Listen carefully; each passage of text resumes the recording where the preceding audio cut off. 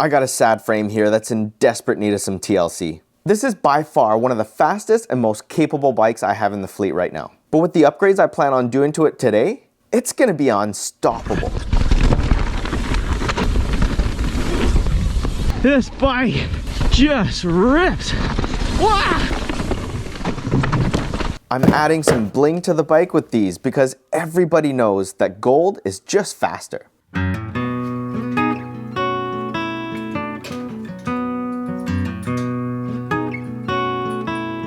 The bike market is doing some crazy things right now, and I'm taking advantage of it by scoring some great deals on some new parts. I picked up this 2024 Fox X2 on the Pink Bike Buy and Sell for 450 bucks Canadian. It's never been used. The owner just blew out his old one, switched to a coil, and when Fox replaced his old 2022 with their totally redesigned 2024 model, he had no need for it anymore. The main thing to look for when you're buying a new or used shock for your bike is you gotta know the eye-to-eye measurement, the travel, and whether or not it's a trunnion mount.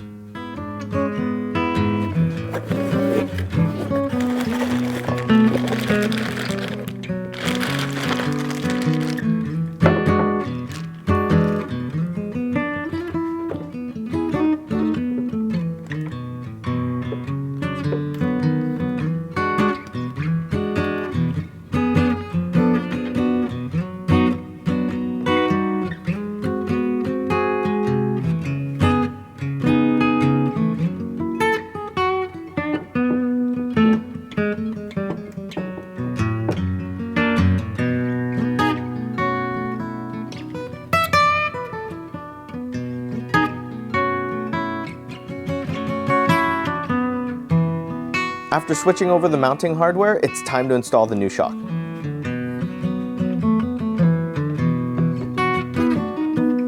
I gotta tell you, in over 20 years of mountain biking, I have never splurged on factory suspension. I've always gone for Fox's middle-of-the-line performance models because I know they're easy to set up and they're a bit less expensive. But you know what? After reaching 100,000 subscribers on the channel, I felt it was kind of time to treat myself to a little something.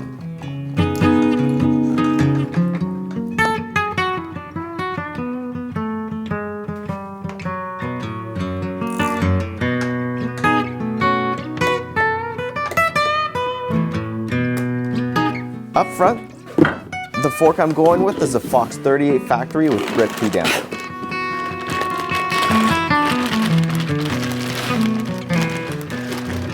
This is as good as it gets.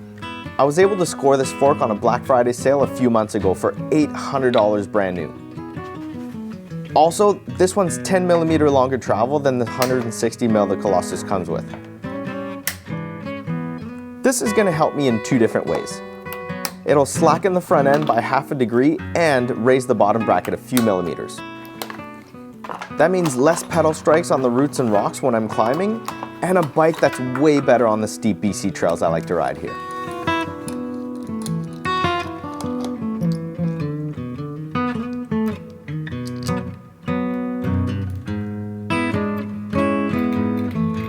After stripping everything off the old fork, all I gotta do now is loosen the stem and top cap, and everything just falls out.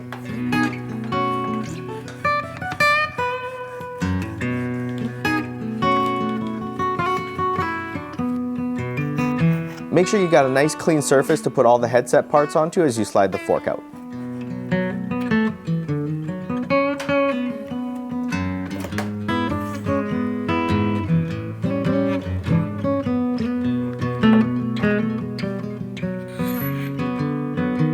There's two things you got to do to a new fork before installing it: measuring and cutting the steer tube, and installing the star nut.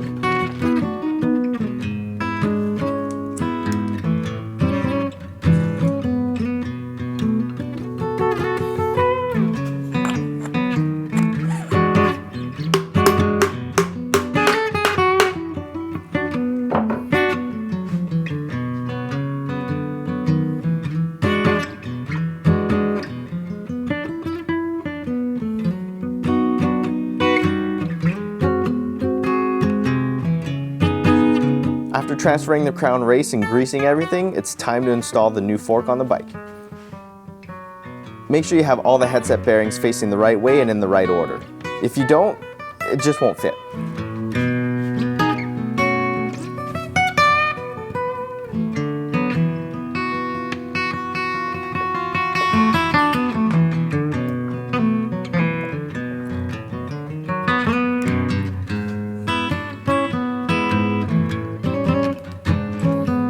Next, it's time to get the front brake installed. I do have a set of gold TRPs for this bike, but that'll have to wait for another day. The Shimano XTs will do the trick for now. I like to leave the caliper a little bit loose until I have the wheel and rotor in place. Then I can align the caliper and center it over the disc.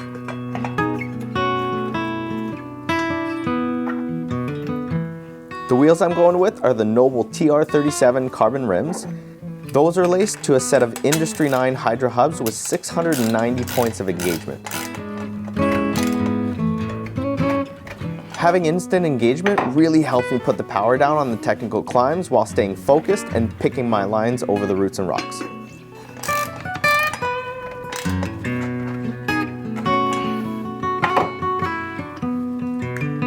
Once all the hardware is installed on the fork, it's time to set it up for the way I ride.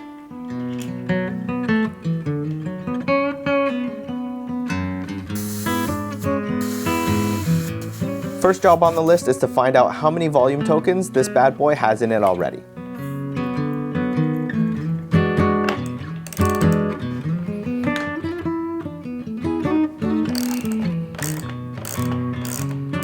I like to run at least 3, and the fork came with 2 pre-installed, so I only had to add 1.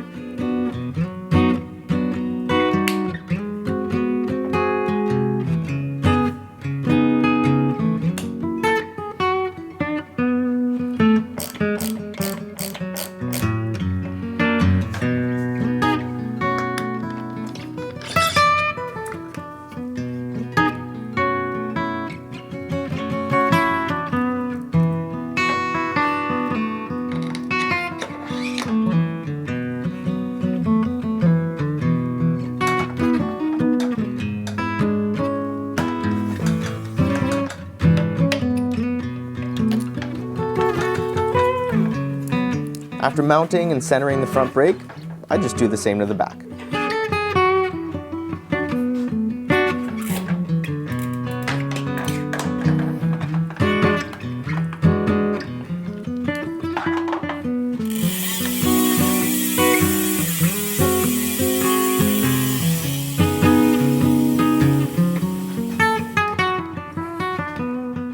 For air pressure in the shock and fork, I usually go to the RideFox website and start with the recommended air pressure for my weight.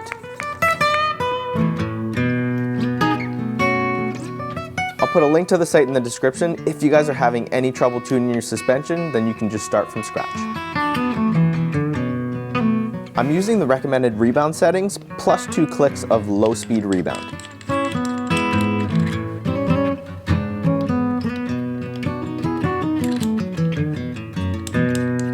And pretty much the same for the compression.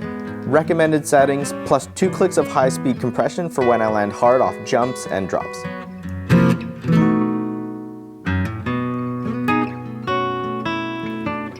I'm shooting for 25 to 30% sag here for a starting point, and after the first ride, I'll tweak it a little bit if needed.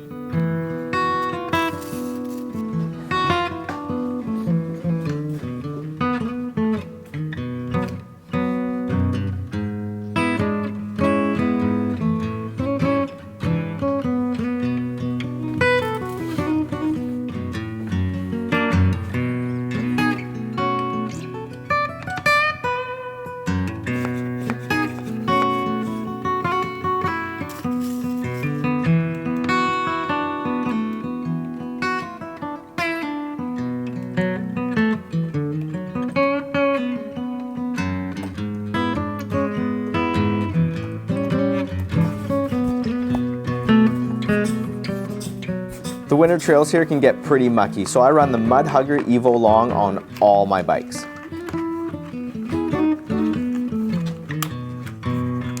These are by far the best fenders I've been able to find to keep the mud out of my face and off the camera lens. Well, what do you guys think? Let's take this beauty out for a quick rip, shall we?